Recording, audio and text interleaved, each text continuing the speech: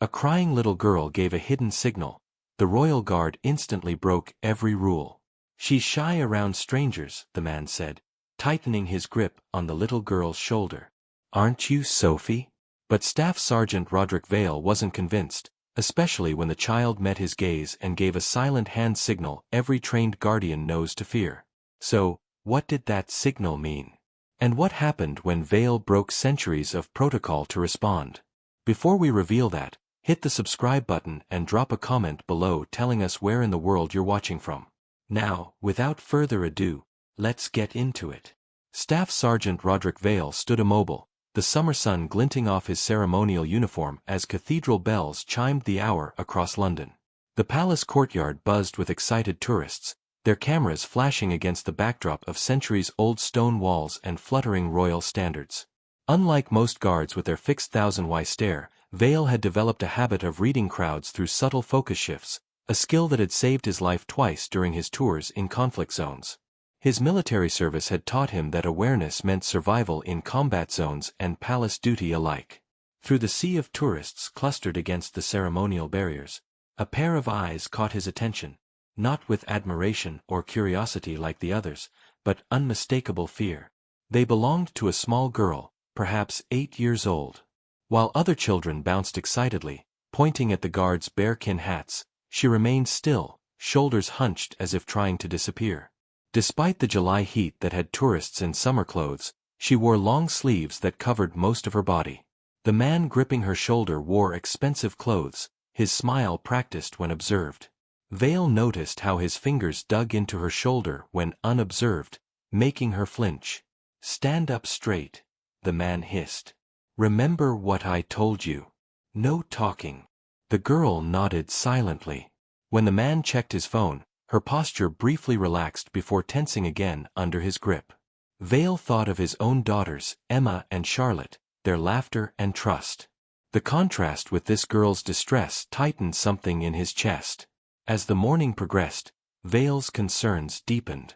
The girl's eyes tracked the man constantly, maintaining exactly the distance he permitted. When a family with laughing children passed by, she watched them with longing before quickly looking down when the man squeezed her arm. "Excited to see the guards, sweetheart?" a tourist asked the girl. The man interrupted smoothly. "She's shy around strangers, aren't you, Sophie?" The girl nodded, but Vale noticed a slight delay before responding to the name. Barely perceptible, but significant to someone trained to read body language. "My niece is visiting from Manchester," the man added, hand never leaving her shoulder. Her first time seeing the ceremony. When the crowd pressed forward, the man lifted the girl up. Her sleeve rode up, revealing bruising around her wrist, the unmistakable pattern of adult fingers that had gripped too tightly. "One more hour," Vale heard him mutter. "Then we're leaving. And if you've been good, maybe I won't punish you tonight." The girl's shoulders sagged with resignation. Vale felt the familiar pre-combat tension, but remained bound by ceremonial duty. The man positioned them partially hidden from security cameras while whispering to the girl. Vale caught fragments. "Remember what I said about running? They'll never believe you. No one's looking for you anymore." The girl remained expressionless, but her fingers curled into fists, controlling fear, not defiance. When jostled by another tourist, the man yanked her upright, revealing more bruises in various healing stages on her arm. The man noticed Vale watching and quickly adjusted her clothing, checking his watch before moving toward the edge of the crowd. Vale recognized the predatory behavior from counter-trafficking training the regiment had received just months earlier. The girl's responses, hypervigilance, flinching, resigned compliance, suggested sustained trauma, not just strict parenting. Her complete silence throughout the ceremony was telling. Survival through invisibility. The way she calculated each movement before making it. How she anticipated the man's moods through subtle shifts in his posture. Spoke of someone who had learned that survival depended on reading her captor's intentions. It reminded Vale of hostages he'd encountered in war zones, people who had developed the same haunted hyper-awareness. When the man checked exit routes, the girl's eyes met Vale's directly. The sunlight caught the unshed tears brimming at her lashes, magnifying the blue of her irises. Her look conveyed desperate pleading that cut through his professional reserve and struck something primal in him. The instinct that had once made him run into gunfire to save a wounded comrade. An elderly couple had been watching with concern. The woman approached. "Lovely day for your visit," she said to the girl. "First time seeing the guards."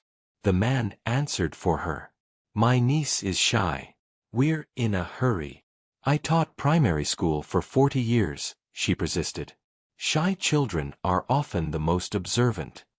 Her husband added, "My wife has a gift with children." Vale recognized their strategy, creating a protective social buffer around the girl. "Sophie, would you like a sweet?" the woman offered. Again, Vale noticed the girl's slight hesitation at the name. "No sweets before lunch," the man replied with an edge that made the couple exchange glances. Her young mother stopped nearby. "My daughter has that same backpack from the Manchester School District," she said, pointing to the pink bag. "The name tag looks turned in. Shouldn't it say Sophie?" The man's hand tightened. "We need to go," he said abruptly, pulling the girl toward the exit. "Our tour bus is waiting." "But the ceremony isn't finished," the elderly man protested. "Change of plans," the man snapped, dragging the girl through the crowd. Vale tracked them while maintaining position. The girl looked back once, her eyes meeting his with intensity that communicated everything. Both knew the next moments would determine her fate. The man pulled her roughly toward the gates, his head constantly scanning for security while maintaining a grip that made her stumble. "Walk properly," he hissed. "You're making a scene." A tour group briefly blocked Vale's view. When they moved, he saw the pair nearly at the exit, moments from disappearing into London streets. "Excuse me, sir," called the elderly man. "Your niece dropped something." The delay worked. In that moment of hesitation, the girl's eyes locked with Vale's across the forecourt. What happened next took seconds, but would remain with Vale forever. The girl's right hand rose in what might appear as brushing hair from her eyes. But the movement continued with deliberate precision. Her fist closed, then opened, then pressed against her opposite palm. Vale recognized it instantly.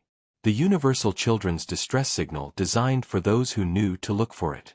A silent cry for help. The man caught her movement, his face transforming to rage. He grabbed her wrist so hard she gasped. "You little," he growled, abandoning pretense as he dragged her toward the exit. Vale's military mind assessed options in milliseconds. Breaking formation could end his career, but the alternative was unthinkable. Beyond the guardsman stood the soldier. Beyond the soldier stood the father. In that moment, Staff Sergeant Roderick Vale made his decision. The crack of his boots against stone echoed as Vale broke position. Tourists gasped, cameras swinging toward him. The other guards remained still, though their peripheral vision tracked him. "Palace security." Vale's voice carried full military authority. "Stop right there." The man froze momentarily, giving Vale time to close the distance. Tourists scattered from his path, phones raised to capture the unprecedented scene. "Release the child immediately," Vale commanded. "This is outrageous," the man blustered, accent refined again. "This is my niece. We have a schedule. Release her now." Vale positioned himself between them and the exit. The girl stood frozen, eyes wide.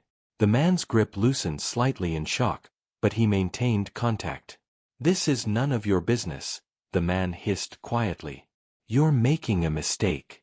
Do you know who I am?" "I know exactly what you are," Vale replied, making eye contact with the girl. "Young lady, would you like to step over here while I speak with your uncle?" His hesitation made clear he didn't believe the relationship. The girl's eyes darted between them, conditioning wearing with hope. "She's not going anywhere with us," the man snapped. "Return to your post before I report this harassment." Palace security approached quickly. One guard had discreetly radioed for support. "Sir, I observed the international distress signal from this child," Vale stated loudly. "Protocol requires me to ensure her safety." The crowd formed a circle around them. The elderly couple pushed forward. That man's behavior has concerned us for the past half hour, the elderly man called. The child is frightened of him. And she didn't respond naturally to the name Sophie, added the mother. He became defensive when I mentioned Manchester schools. The man's eyes darted between witnesses approaching security and the blocked exit. His respectable mask began slipping. Last chance, Vale said quietly. Release her arm, or I'll remove your hand myself. This is absurd, the man declared to the crowd. I'm her uncle. Sophie, tell this man who I am.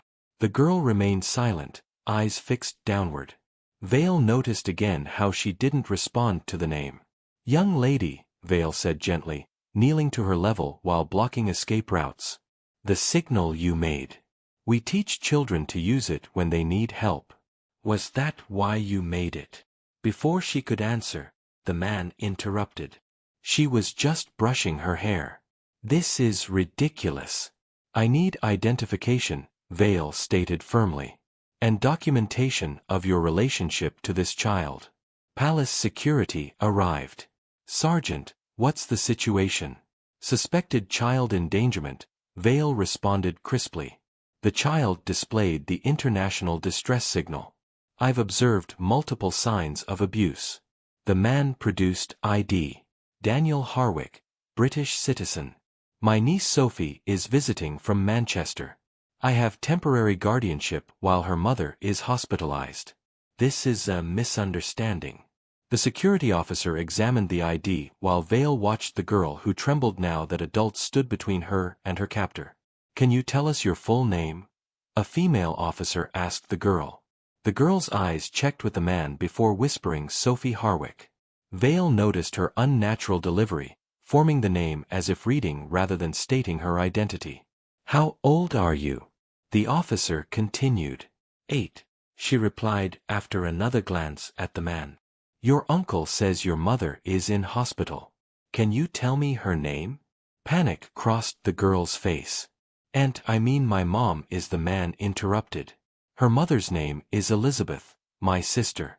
This questioning is upsetting her. The elderly woman stepped forward. Earlier, she didn't react to the name Sophie until after he responded for her. And look at her backpack, added the young mother. The name tag is turned inward. Vale reached for the pink backpack. The man lunged to stop him, but security blocked him. Vale turned the tag outward, written in childish handwriting. Lai Bennett, Year 3, Oakwood Primary. That's not her backpack, the man said quickly. She must have picked up another child's by mistake. Lily? Vale asked directly. Is your name Lily Bennett? Recognition flickered in her eyes before she looked fearfully at the man. It's okay, Vale assured her. He can't hurt you now. Are you Lily Bennett from Oakwood Primary? Tears filled her eyes as she nodded. Yes, my name is Lily. He took me from school. He said my parents were dead and nobody wanted me anymore.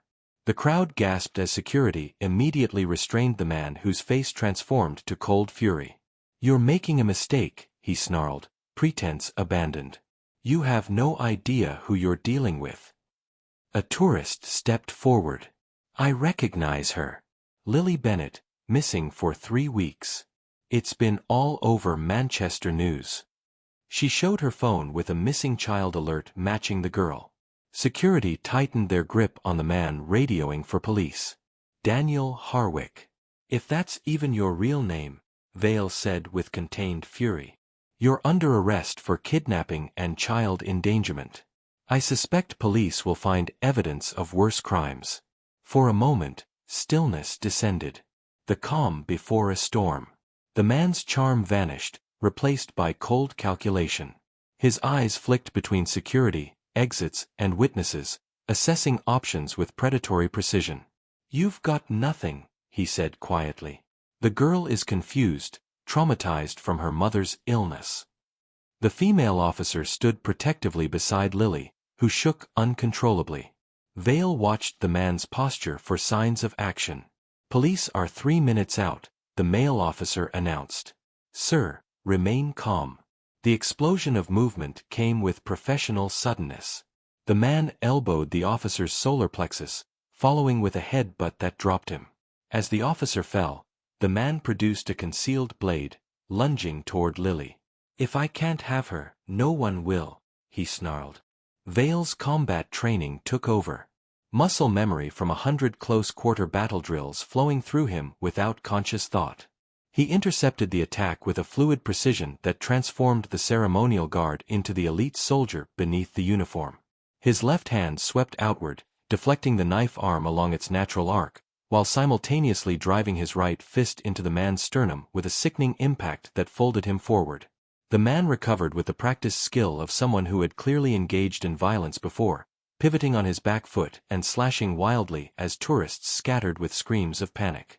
The polished blade caught the afternoon light before finding Vale's forearm, slicing through the ceremonial red wool and into flesh. Blood bloomed against the fabric, but Vale barely registered the pain as combat focus narrowed his world to the immediate threat. His pupils dilating and peripheral awareness sharpening. The same state that had kept him alive during an ambush in Helmont years before. "Get the girl away," Vale shouted to the female officer, who pulled Lily behind the protective circle of guards who had abandoned their posts. What followed wasn't professional restraint, but unleashed fury. Vale blocked another knife thrust and countered with devastating force, his fist connecting with the man's jaw with an audible crack. The man staggered, swinging the blade in desperate arcs. "You're dead," the man hissed through bloody teeth. "You have no idea who I work with. They'll find you and your family." The threat against his daughters ignited something primal in Vale. His next attack delivered the full force of protective rage. His fist shattered cartilage in the man's face. Before the kidnapper recovered, Vale struck his throat, collapsing his airway, followed by a precision blow to the temple that dropped him instantly. Vale didn't stop. The knife clattered away as he pinned the predator beneath him, his fists continuing their punishment. Each impact accompanied visions of his daughters, of what could have happened to Lily, of other possible victims. "That's enough, Sergeant Vale. Enough." Hans pulled him away from the bloodied kidnapper. Vale fought briefly before military discipline reasserted itself. "He's down," a colleague said firmly. "It's over, Rod." Vale allowed himself to be pulled up, his uniform torn and bloodstained, knuckles split. The kidnapper lay unrecognizable on the ground. "Get a medic," Vale ordered hoarsely. "Make sure he lives to face justice." Police sirens approached as medical staff rushed to the scene. Vale stood breathing heavily while guards secured the area. "Sergeant, you need medical attention," a palace staffer urged, indicating his bleeding arm. "The girl first," Vale insisted, finding Lily huddled against the female officer, trembling but watching him with something like wonder. "Is he dead?" she whispered. "No," Vale assured her. "He's hurt, but will face justice for what he's done." Police secured the area while medics loaded the unconscious kidnapper onto a stretcher, hands cuffed. "You're bleeding," Lily said, pointing to Vale's arm with surprising concern given her trauma. Vale managed a small smile. "Just a scratch," he paused. "Lily, how long has he had you?" 3 weeks, she whispered tearfully. "He took me from school. Said my parents had an accident." Her voice broke. "Then he said they were dead and nobody was looking for me." A female detective approached and introduced herself. "Lily, I'm Detective Sharma. You're safe now. We've contacted your parents. They're flying down from Manchester right now." "They're alive?"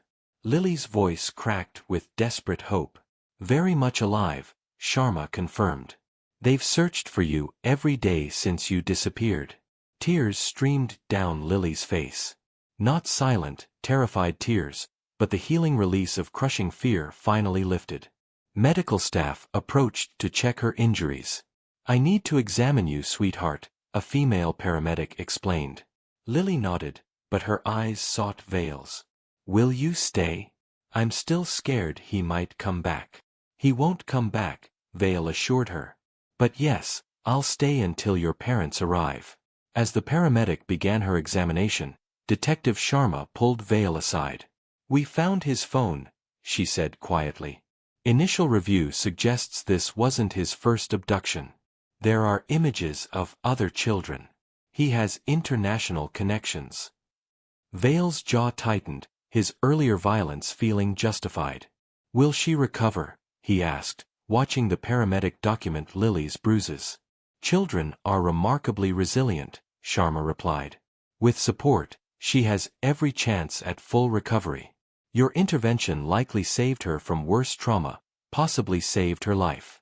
Within an hour, the palace grounds had transformed into an investigation scene. The ceremony was suspended while evidence was collected. Vale sat outside the medical unit, arm bandaged, giving his statement to Detective Sharma. The distress signal was unmistakable, he explained, demonstrating the hand movement. It's taught specifically for situations when children can't verbally ask for help. That's what prompted you to break protocol? Sharma asked, though her tone suggested admiration. The signal confirmed my suspicions, Vale replied. The bruising, fear, inconsistencies in his story, everything pointed to immediate danger. Palace officials conferred with police nearby, occasionally glancing toward Vale. His commanding officer, Major Lawrence, had arrived for intense discussions with security leadership. They'll review your actions, Sharma noted. Breaking formation is unprecedented. Vale nodded. I understand the consequences. I'd make the same choice again. Their conversation was interrupted by commotion at the checkpoint. A couple arrived, the woman sobbing while the man supported her, both faces etched with desperate hope. Police escorted them quickly through security. Lily's parents, Sharma confirmed, they were flown down by police helicopter. Vale stood respectfully as the Bennett were brought to where Lily waited. When she saw them, she launched herself from the examination table with a cry holding 3 weeks of suppressed terror and longing. Mommy, Daddy. Mrs. Bennett fell to her knees, embracing her daughter with such intensity it seemed she might never let go. Mr. Bennett enveloped them both, shoulders shaking with silent sobs as he kissed his daughter's hair. We never stopped looking, Mrs. Bennett repeated through tears. Not for one moment. After several minutes, Detective Sharma gently interrupted. Mr. and Mrs. Bennett, I am Detective Sharma. We'll need to take Lily to hospital for examination, but I wanted you to meet the man who rescued your daughter. She gestured toward Vale. Mr. Bennett approached with shaking hands extended. They told us what happened, he said, voice breaking. A Queen's Guard breaking protocol to save our little girl. I have no words. Vale accepted the handshake. Your daughter saved herself, sir. She remembered her safety training and had the courage to use it. Mrs. Bennett joined them. Lily clutched tight against her. You risked your career for a child you didn't know, she said tearfully. How can we thank you? No thanks necessary, Vale replied simply. I have daughters, too. I did what any parent would do.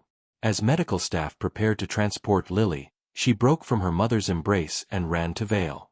Before he could react, she hugged him fiercely. Thank you for believing me, she whispered.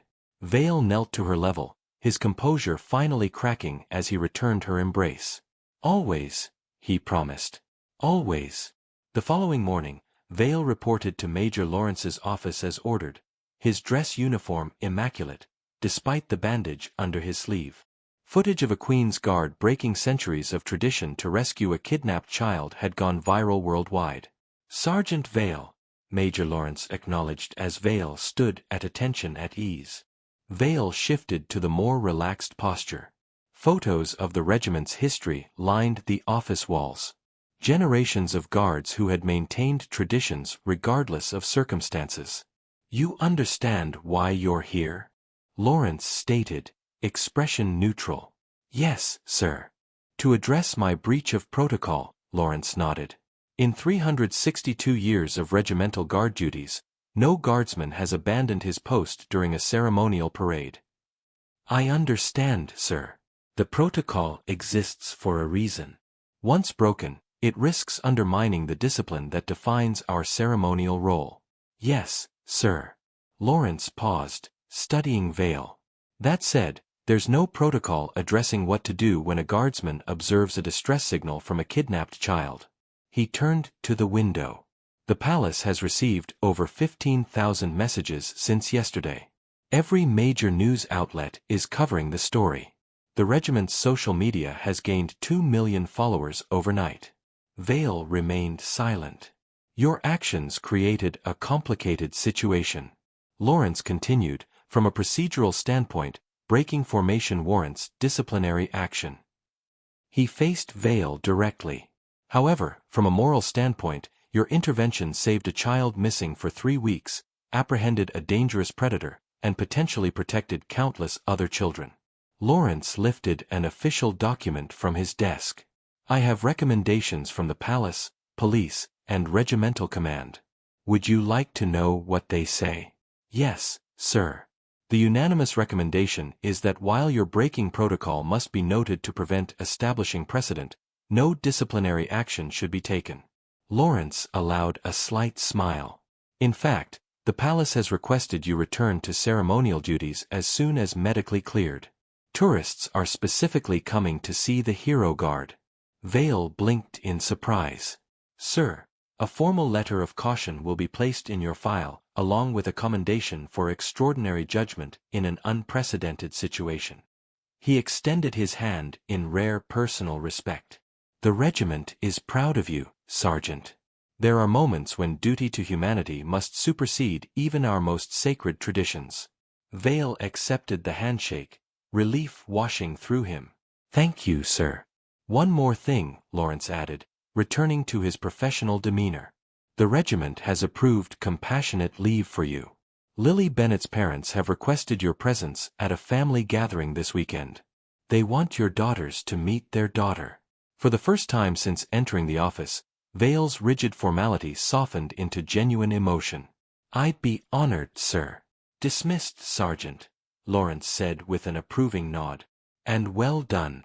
3 days later, Vale sat in the Bennetts' Manchester garden, watching his daughters Emma and Charlotte playing with Lily. The families had formed an instant connection. She's sleeping through the night already, Sarah Bennett confided as she joined Vale on the garden bench. The therapist says it's remarkable. She'll have a long journey, but her resilience is extraordinary. Vale nodded, watching Lily making daisy chains. The bruises were fading, but more importantly, the haunted look in her eyes had begun receding, replaced by cautious joy as she rediscovered safety. Children are stronger than we think, he observed, especially when they know they're not alone. David Bennett approached with drinks. The police called this morning. They've confirmed his real name isn't Daniel Harwick. He's wanted in 3 countries for similar offenses. Vale's expression darkened. Will Lily need to testify? No, Sarah answered with relief. The evidence found on his devices is comprehensive. She'll be spared that trauma. They watched the children in comfortable silence before David spoke again. The police told us something else, he said, voice thick with emotion. Based on communications they found, he planned to transport Lily out of the country that evening. If you hadn't intervened when you did, he couldn't finish. The alternative outcome hung unspoken. A family forever broken, a child lost to unimaginable horror. How did you know? Sarah asked. So many people passed by without noticing. What made you see what others missed? Vale watched his daughters laughing with Lily. Part of it was training. Recognizing the distress signal, the patterns of control, but mostly Pum. He paused. I saw her through her father's eyes. And once you truly see a child in danger, there's no one seeing it. On the lawn, Lily placed a daisy chain crown on Charlotte's head.